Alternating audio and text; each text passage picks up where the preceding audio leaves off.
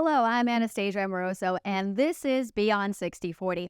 Today, I'm joined by Ben Brown, who is managing partner and head of Americas at Brookfield Asset Management Real Estate Group. Then, Nick Parcharidis helps us answer your question of the month, and as always, I share the one thing that caught my attention this week in private markets. Let's get to it. In today's private market poll snapshot, the one thing I'm focused on is this: whether the recent easing by the Federal Reserve can bring a revival to the commercial real estate market.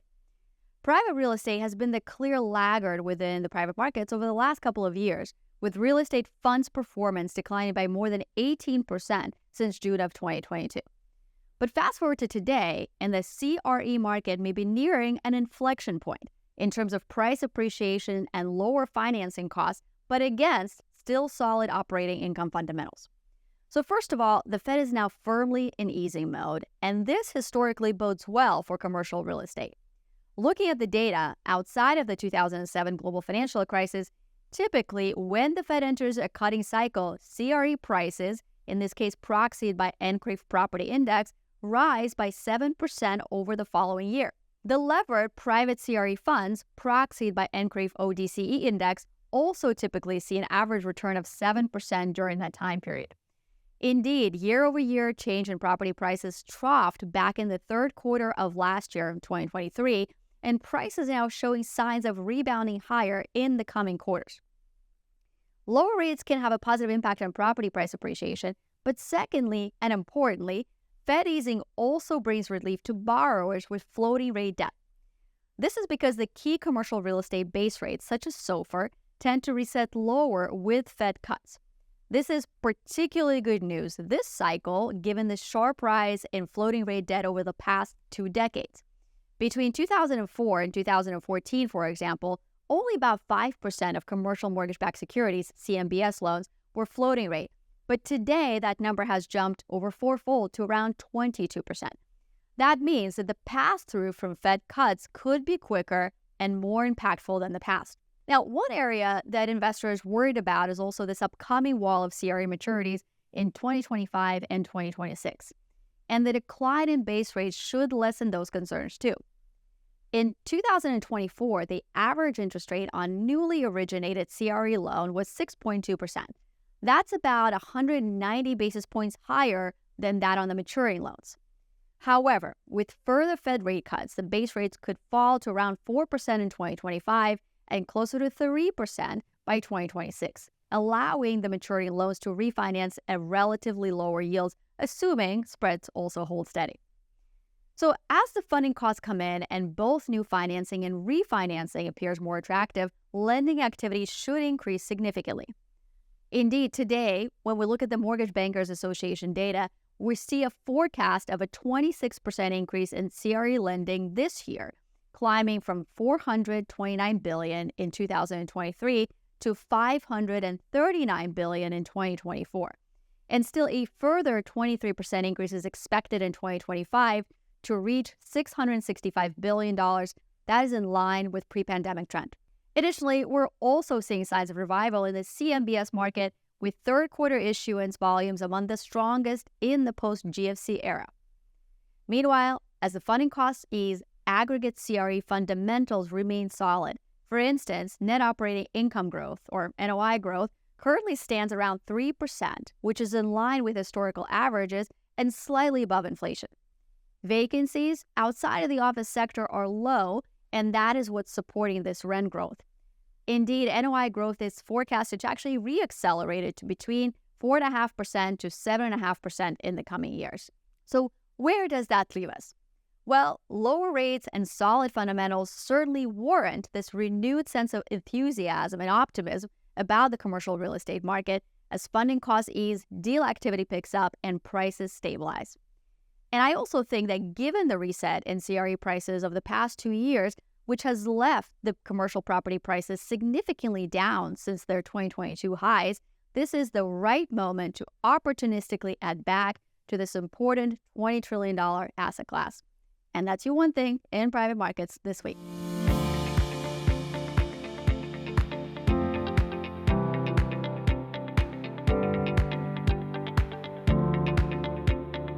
I'm pleased to welcome our first guest, Ben Brown, Managing Partner at Brookfield Asset Management Real Estate Group and Head of the Americas.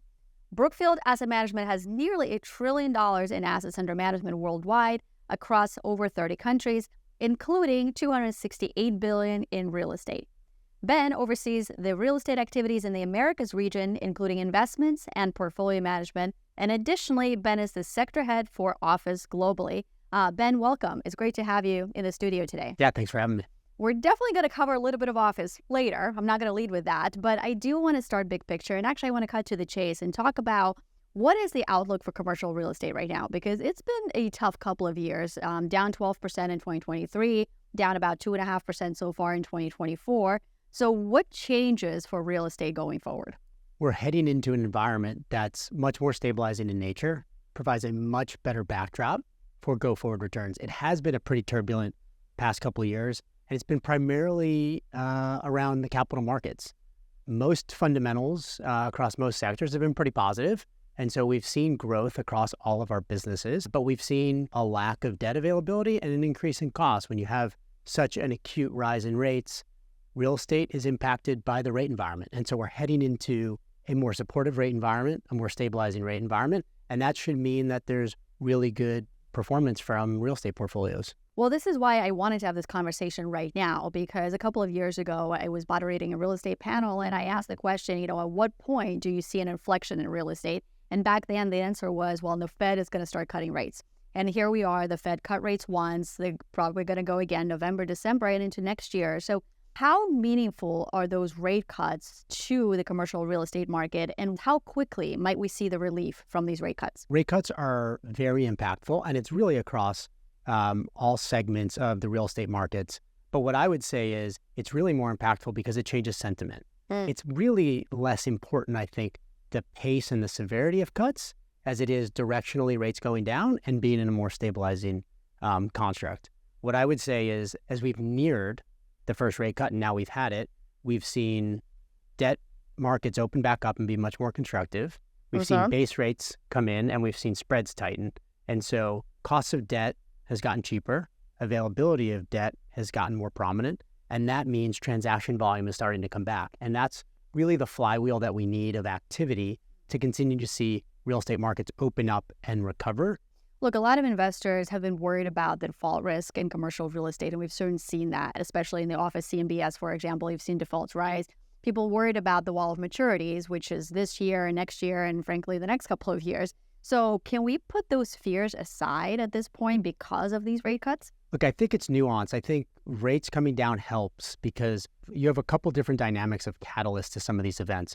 One is just time, and time has been dealt with over the past couple of years with many lenders just extending these loans, which means that wall of maturity has continued to get pushed out. Time isn't solved by lowered rates. What does help and where you do get the relief is operating cash flows, because we've been in a high inflationary environment, have grown across most sectors.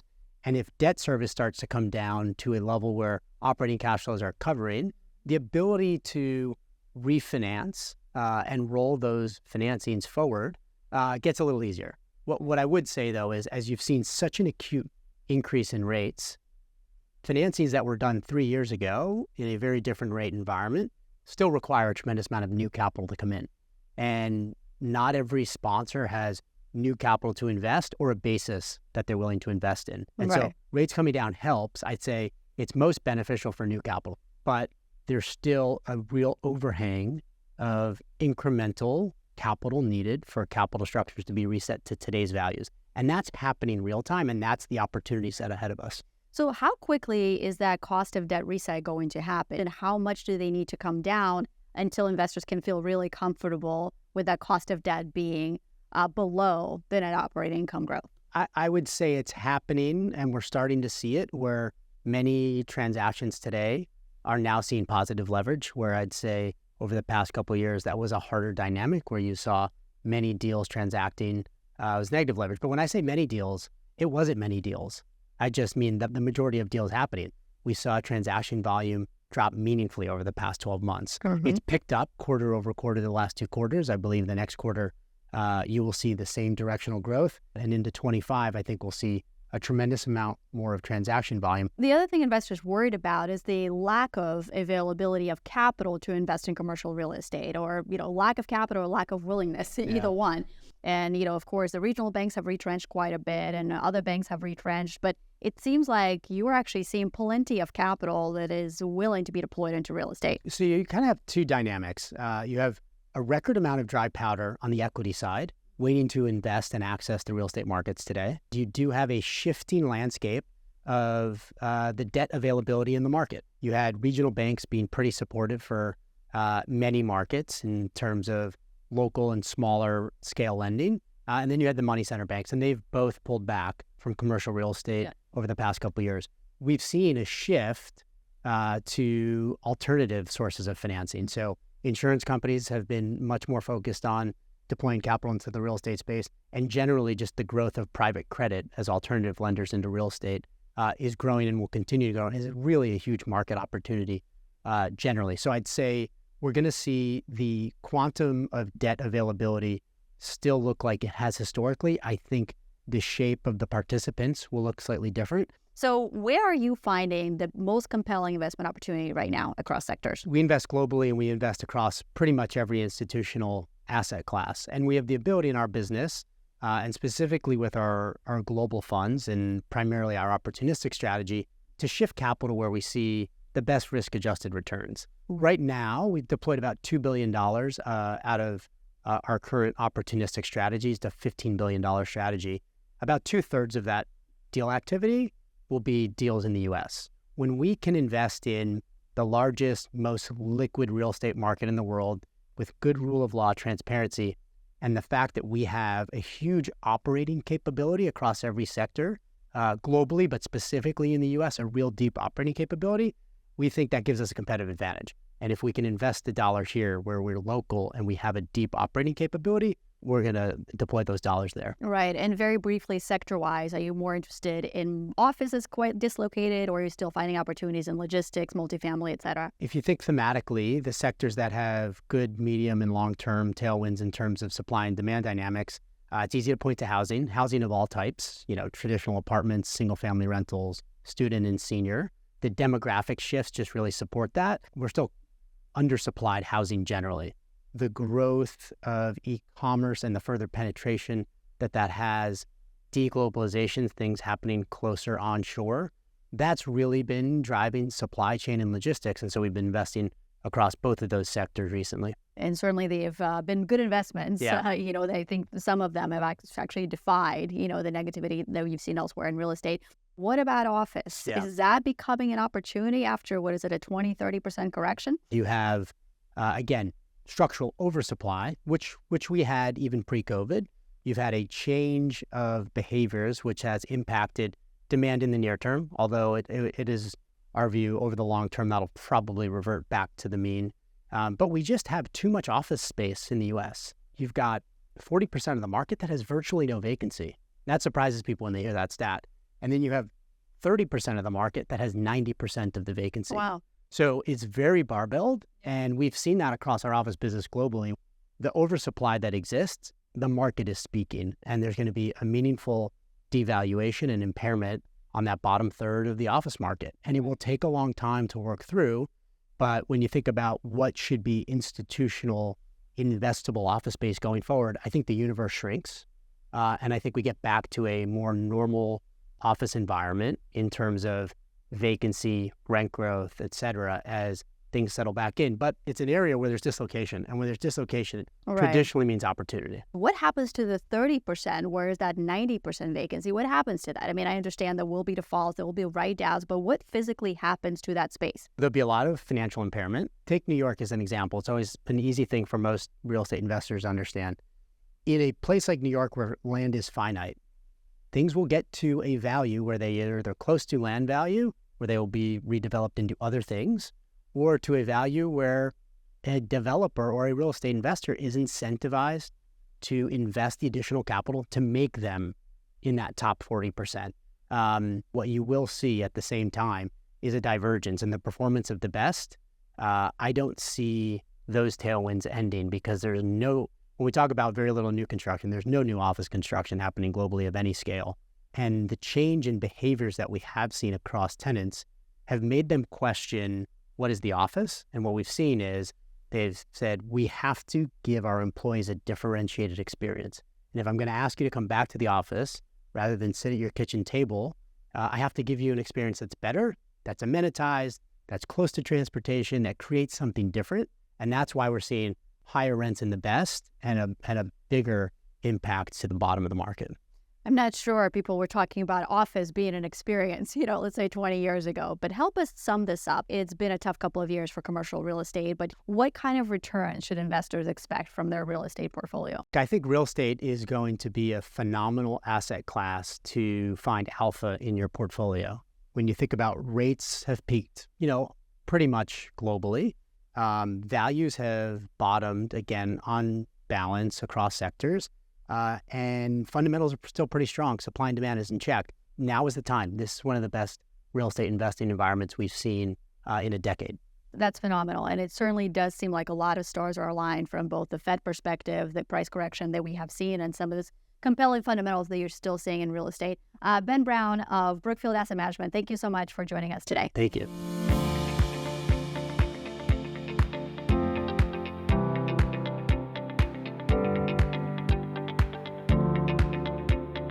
Today, in our Spotlight series, we're answering your question of the month, and I've asked iCapital Private Wealth Solutions Managing Director Nick Parcharidis to lend his expertise. Nick, thanks so much for joining us in the studio today. Anastasia, thanks for having me. It's great to be here. We have the right question for you. I know it's right on your wheelhouse. And here's the question. How does defined outcome investing enhance diversification beyond the traditional 60/40 portfolio? And what are some of the latest innovations in DOI, and how are they expanding some of the choices for advisors and their clients? Well, I think first of all, let's level set the definition of what defined outcome investing is. Most people know defined outcome investing as historically being available through, say, structured notes and annuities, because these are passive investment strategies that deliver a defined outcome over a stated period. They basically allow clients to be able to enhance income or gain equity exposures while minimizing their downside risk.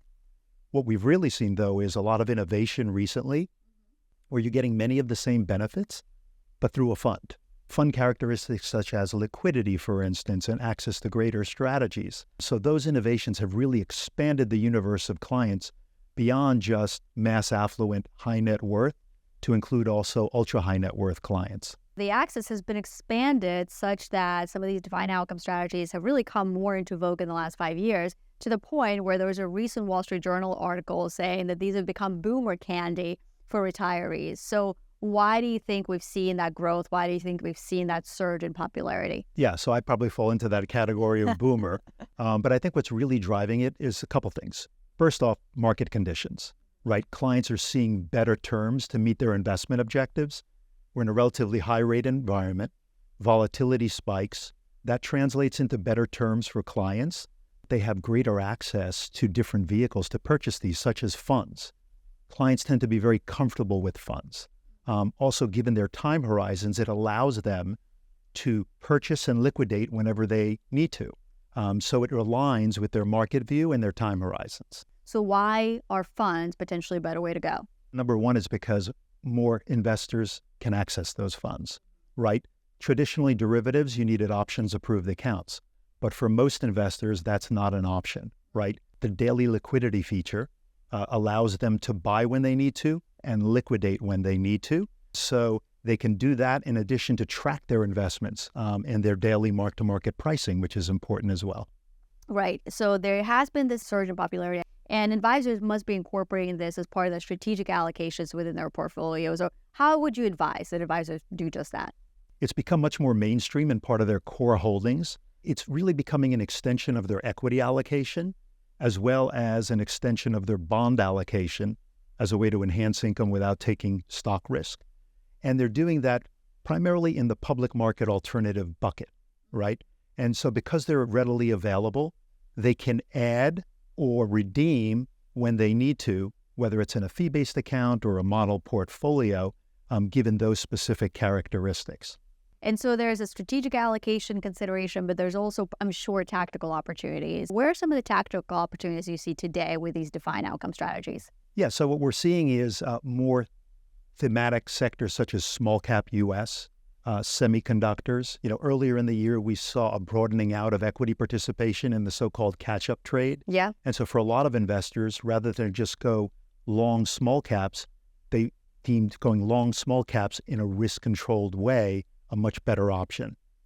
Same with semis. When valuations reset, they were looking at semis and thinking, okay, valuations at these levels may still be high, but I can access it again in a risk-controlled way. All these means allow them to better diversify. So when we do have potential market sell-offs or corrections, what it allows is more stability in that part of the portfolio, just giving the protection that they have. And the fact that they can liquidate gives them the ability to pivot when they need to, and then after the correction, go along some other sector. This year has been a good example of how some of that came in handy, because I remember talking about semiconductors back in April, and look, we've liked the trade a lot from a secular perspective, but from a near-term perspective, what you notice is the valuations were quite high, and so the risk for a drawdown was building, especially given how well the semiconductors have performed. So that was sort of a perfect time to think about having a defined outcome and maybe some protection on the downside while still retaining the upside. Well, especially given the volatility we see in the sector. I mean, how great is it that you can get upside in semis, right, over a short period of time, a little bit over a year, that can potentially earn double-digit returns while at the same time having a nice buffer or level of protection should markets correct at any particular time. Where do we go from here with defined outcome strategies? Yeah, I think we're going to continue to see significant growth, not only in these new funds that are available, such as ETFs and unit investment trusts, but we've seen record numbers in structured products and the ways they're being used, both tactically and strategically. That market has exceeded about $150 billion here in the U.S., and we're seeing the same thing in the annuity market. I think all of these solutions play well into the upward trend in fee-based advisory accounts, model portfolios, and so we're just going to continue to see greater utilization by advisors on behalf of their clients. Right. Nick, thanks so much for helping us understand the defined outcome investing today, what's driving it, and what's ahead. Thanks so much for sharing your expertise. Anastasia, always a pleasure. Thanks for having me. Great to see you. And we'd like to hear from you. Send us an email at yourquestion@iCapitalNetwork.com and let us know what questions are the top of mind for you and your clients. I'm Anastasia Amoroso, and thank you for joining us today. We'll see you next time on Beyond 60/40.